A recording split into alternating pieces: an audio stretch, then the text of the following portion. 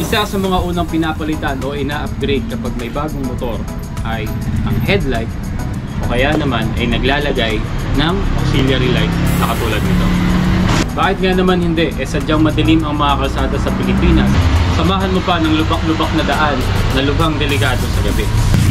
What's going on mga kamambo? It's your boy Rigo again, and for today's video meron tayo ulit ipapakita na bagong mini driving light, isa sa mga latest sa market, at titingnan natin kung papasa ba to sa pangangailangan natin.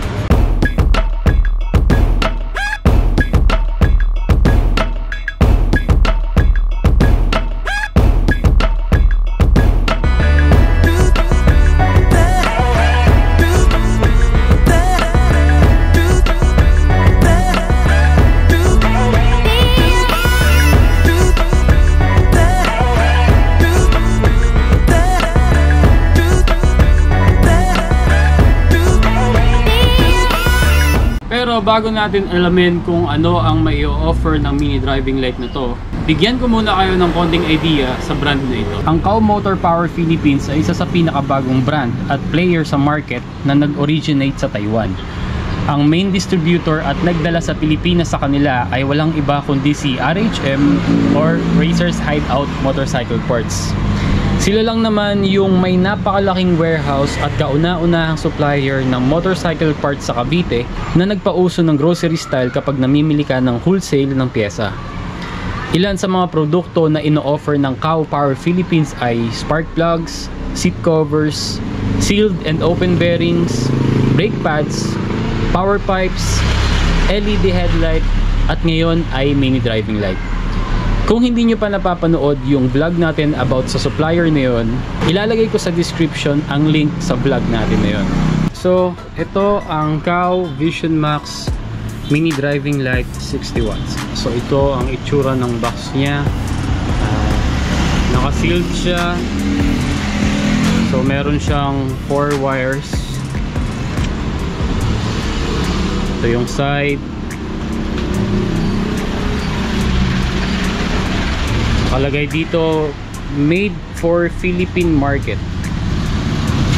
Specs niya, current 1.3 ampere, voltage DC 9 to 36 volts, lifespan 30,000 hours, lumens 30,000, 3,000. Wattage niya 60 watts pero nakalagay 30 watt per bulb. LED is Korean LED chip. And waterproof rating is IP68. Yan. Ito yung likod niya. So andito rin may nakalagay din na specs. Tapos ang color niya ay dual color like usual na mga mini driving lights. So meron tayong white, meron tayong yellow, at meron tayo nung combination na white and yellow. So ang low beam nito ay yellow, high beam white. Maganda siya actually, tapos naka-sealed pa ng plastic, so hindi siya tinipid pati sa graphics. And yung color combination, which is green and black, na trademark ng Kao Motor Power Philippines. Ayan. Usually kasi kapag sa packaging pa lang hindi na tinipid, malalaman mo na medyo quality talaga yung product. At ito yung mismong mini driving light. So meron din siyang fan at meron din siyang connection para sa kanyang LED driver, or in other terms yung ballast, which is ito. So meron din siyang specs dito, pero kung ang nakalagay sa box ay 30 watt per bulb, dito naman nakalagay 60 watts per bulb. So medyo magulo kung ano ba talaga, pero doon na lang siguro tayo magbase sa kung ano yung magiging performance niya. Yan, so dinudugtong siyang ganyan, tapos ihigpitan para hindi siya makakalas. At yung mga tornilyo, at merong isang pirasong Allen wrench. Okay, so ngayon naman ay i-testing natin yung ilaw niya. So ito, Meron tayong nakakabit sa bracket para hindi siya gumalaw-galaw. So ito yung low beam niya, which is yellow, and then high beam white, at yung combination ng white and yellow. So ayan siya.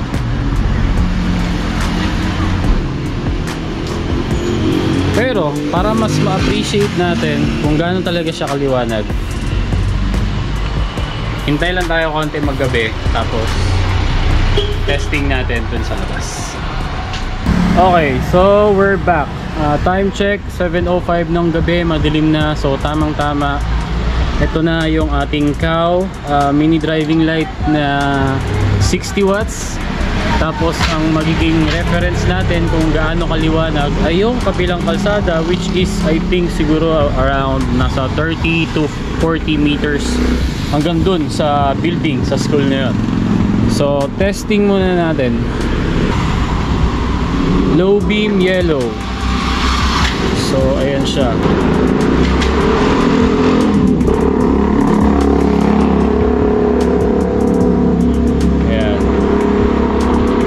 Ganda ng buga niya para sa maliit na mini driving light. Malapad yung scope ng beam niya. Yung iba kasing mini driving light hindi ganyan kalapad eh. Nababa ko lang pag may dumadaan kasi ayaw naman nating makasilaw. Tapos yung high beam, which is yung white, eto. So ayan siya. Ayan. Fairness, ang lakas niya. Although kung mapapansin nyo, may pagka-oval yung shape nung beam niya. Hindi katulad sa ibang mga mini driving light na square lang talaga, or rectangle pala, rectangle. Ayan o, may pagka-oval. Hindi siya pure na rectangle na shape yung pagkakabuga ng ilaw niya. At ito naman ngayon yung combination ng white tsaka yellow. Ayan.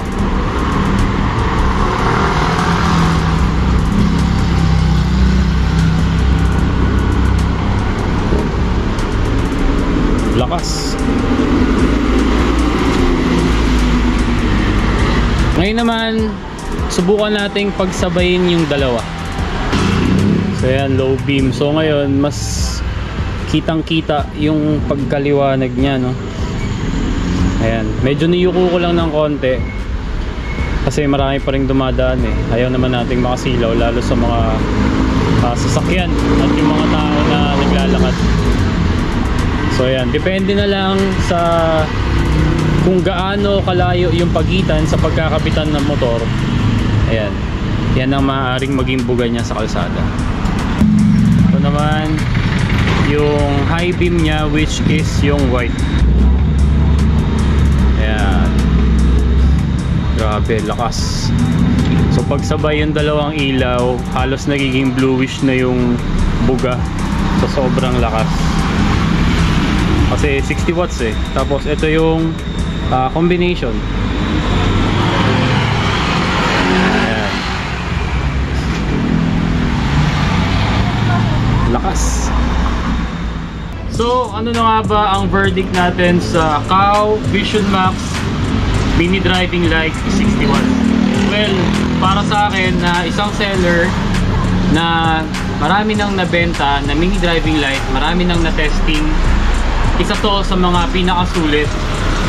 Sa presyong 1.3 SRP, goods na siya dahil 60 watts.